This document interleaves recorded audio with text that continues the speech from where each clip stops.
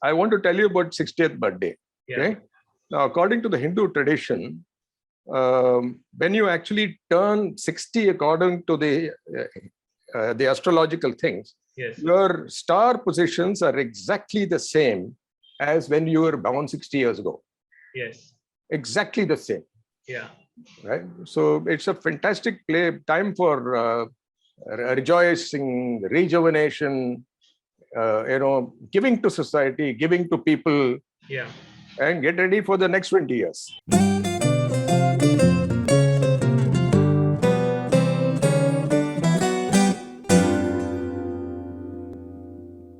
And because of the 60 not out theme, I'm dressed in my cricket whites. I'm wearing my batting glove. I've got my new cricket ball, which I used to bowl with. So I'm looking forward to this chat very much.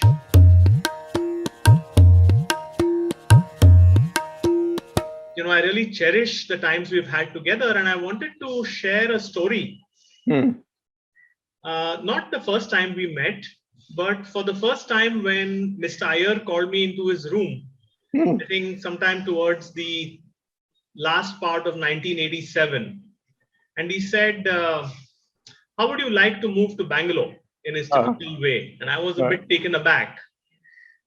And so I said, what do you mean? So he said that, Sridhar has identified you as one of his potential successors to take over the Bangalore office over a period of time.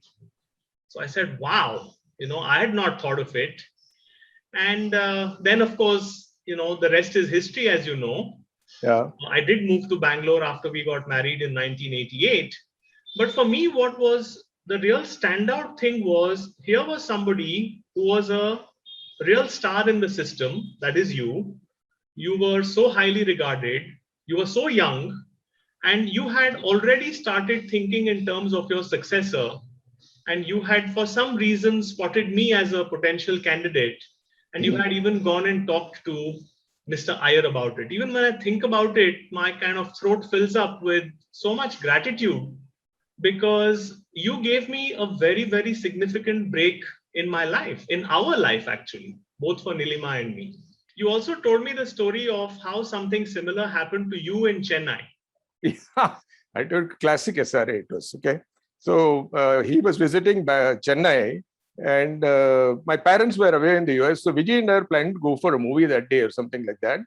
I was in a meeting when Chandru also came in out of the blue. No, he was not scheduled for the meeting. He came and he said, SRA is in town. So I said, so what? So he was shocked.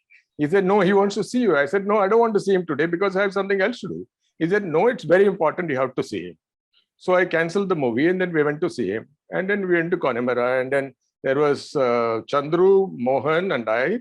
And then we finished dinner, and then it was going on, and then they were drinking. And then SRA told big plans about Ogilvy growing and this, that, and so on and so forth. And then he said, Brookborn moved from Calcutta to Bangalore. And I was sitting there and saying, well, how does it matter to me? Brookborn moves to Bangalore, yeah. So suddenly, very dramatically, he turned around and said, with a long finger, he said, you will run it. I said, Mr. Iyer, how can I? He said, you will go, you will run it. Chandru, he said, yeah, Mani, of course. So, and that's it. And that's how Bangalore happened, out of the blue. So this is so amazing because, what you experienced through Mr. Iyer, you then did with many people, including me. This has not only been part of Ogilvy culture, but this has also been a strong leadership trait, right? That how do you keep your eyes and ears open to see talent wherever it is, whether it's in our own organization, whether it's in another office, or whether it's in another organization outside of ours. And what do you look for? And what are those values connects that we find when we interact with people? So for me, the lesson really is about, as David Ogilvy used to say, hire people who are greater than you are, who are better than you are. Right. And that requires a certain awareness and a certain sensitivity.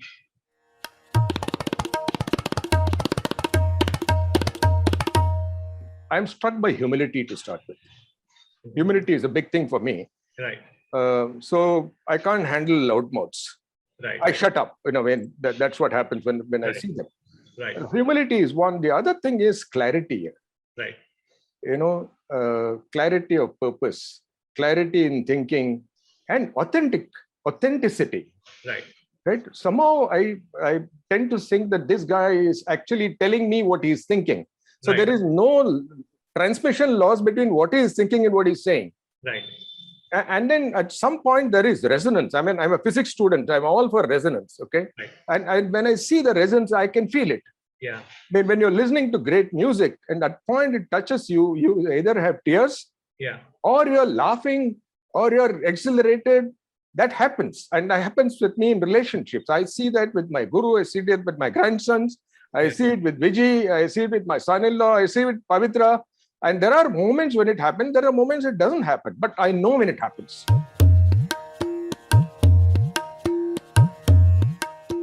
If you were to describe our relationship in 5 words, reflecting upon this long journey that we have shared together, this long batting partnership that we have had, what 5 words would you use to describe our relationship? First word is authentic. I mean, if I think of Vijay, but authentic person, authentic relationship. Second thing is unafraid, no fear. I mean, no fear about anything. I mean, you will say it as it is, but you will find the most polite ways to say it. But then that brings me to clarity. You will not obfuscate anything just because it's difficult to say, difficult for the other person to receive it. I think you'll find a very nice way of saying exactly what you feel. You will not beat around the bush. So I love that. That's the thing. And very principled. I mean, when you say something, I know that it comes from your head and the heart together. It is not either or kind of stuff. I mean, it's consistent over the years I've seen with you.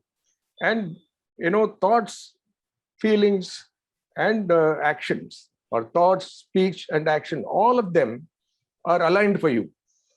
I mean, I can see that there is a total sense of alignment between thought, speech, and action. Now, in one way, my guru once told me that's the definition of truth.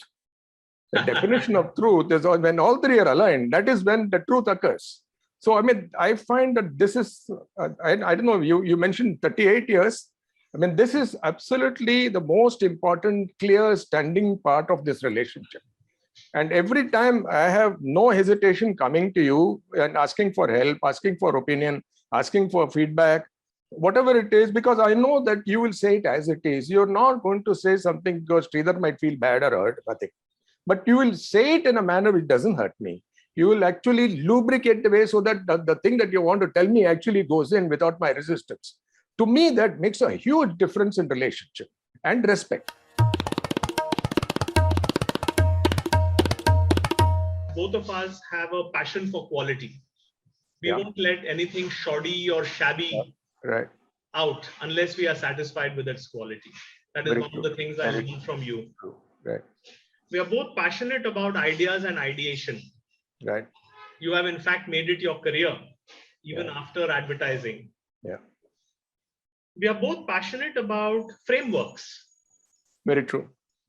Right. And I remember having such wonderful conversations about things like the Hofstede model for branding or brand stewardship, the butterfly, and so many other frameworks and models, because it gives us a map of the world.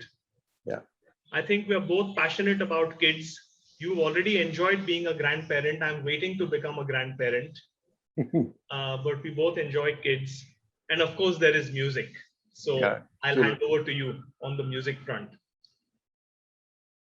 On the music front, actually, I've written one song for you. May I sing that? Of course, that would be a delight.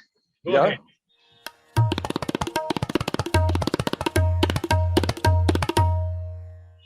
Okay. I will explain the meaning to you after I sing it.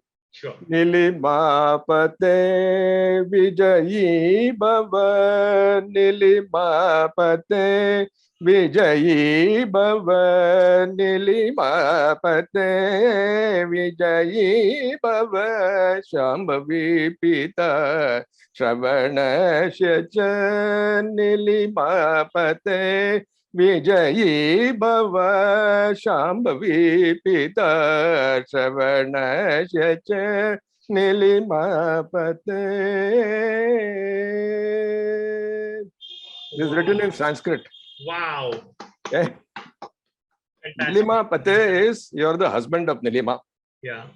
Vijayi Bhava. So Vijay name comes. Vijayi Bhava. May you be successful in everything, every endeavor you think of, do, and so on and so forth. Shambhavi Pita, Shambhavi's father. Shravanasya cha, also Shravana's father. Right? So that's the song.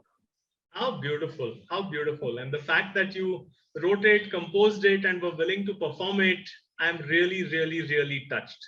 Yeah, thank you so much. Thank you for your friendship. Thank you for your care. Thank you for your humility, for your humanity. And I hope that we will be able to stay good friends like we are and support each other for many years to come. Absolutely. I look forward to it all the time.